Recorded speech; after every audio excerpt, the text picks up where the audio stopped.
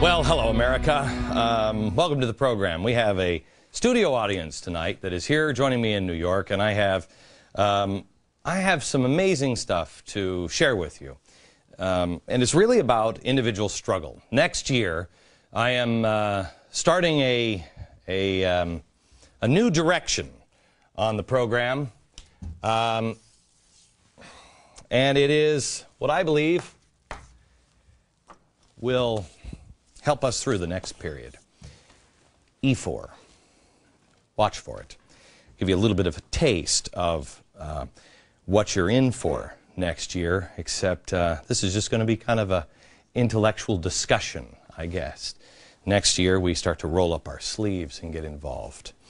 If you look at all the problems that we have, or the things that people are saying now, oh, things are bad. Gee, things are bad. Or I want to be rich. Or capitalists are greedy.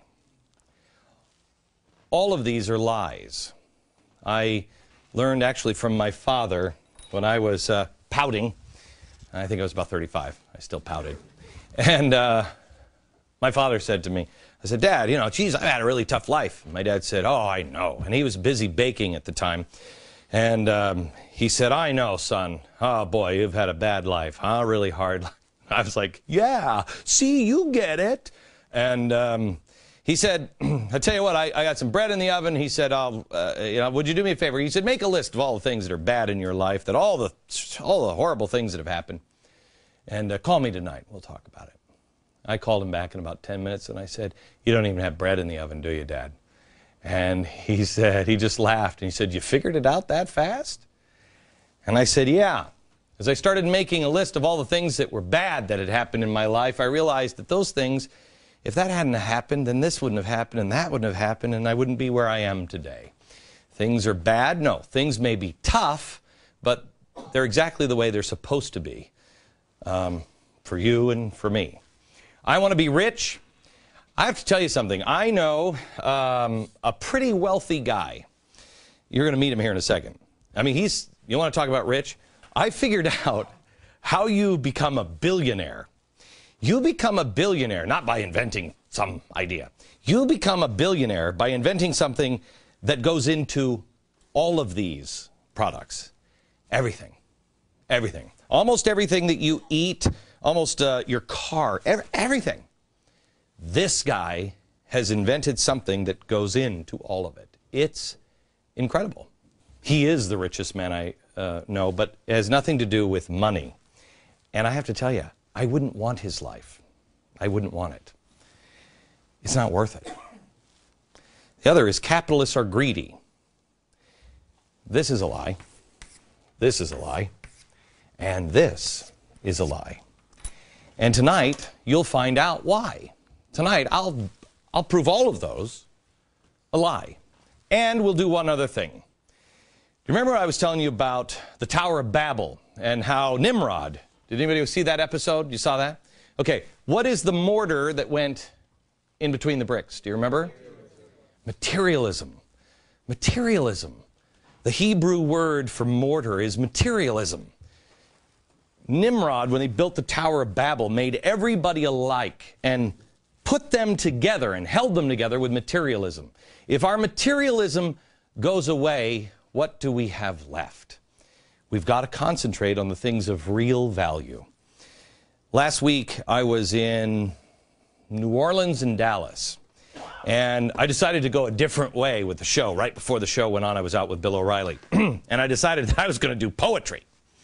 And, oh yeah, you never know what you're going to get when you buy a ticket to my show. And I told the story of the three little pigs. I read a poem that is phenomenal from Rudyard Kipling that tells us everything we need to know. And then I read the words of America the Beautiful and the Star-Spangled Banner. What I did was I showed the audience that the answer to our problems is everywhere. It's everywhere. The answer we're looking for has been embedded over the years in our poetry, in our paintings, in our music. For instance, may I give you the words of America the Beautiful. I think this is the second or third stanza. Oh, beautiful for heroes proved in liberating strife. What does that mean? Heroes don't become heroes because they're born a hero. They have to be proven. In what? In strife. But it's not just strife, it's liberating strife. Liberating strife. That must mean that strife is good. And yet, in our country now, we're being taught that strife is bad, that strife is enslaving. We're being told that struggle shouldn't happen, that failure shouldn't happen. Failure is liberating. Heroes proved in liberating strife, who more than self their country loved, and mercy more than life. America, America, may God thy gold refine, till all success be nobleness, and every gain divine. Wow. Things are bad. Our country's coming apart at the seams. Maybe it's because our successes aren't noble and our gains aren't divine. The truth matters. Struggle and strife is liberating, but we don't necessarily learn from it. Maybe because we don't have a dad that is busy baking bread and says, "Oh, I know, tell me about your strife and your struggles." We don't figure it out. Tonight I want to show you a man who has struggled and who has done amazing things in his life, but with honor and integrity every step of the way. You want to know how to fix our country? Maybe we can learn a few things from a guy named John Huntsman. Watch. John Huntsman Sr., founder of the Huntsman Corporation, a global chemical company, brought us the styrofoam egg container and the famed Big Mac clamshell. There's not a day that goes by in your life that one of John's products doesn't touch you.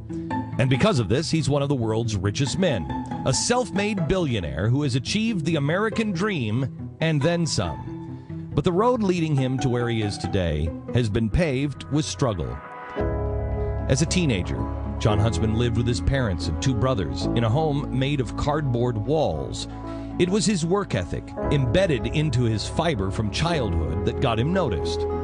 Harold Zellebach, the paper tycoon, saw something in John and granted him a scholarship to the University of Pennsylvania's Wharton School of Business, where John learned his craft.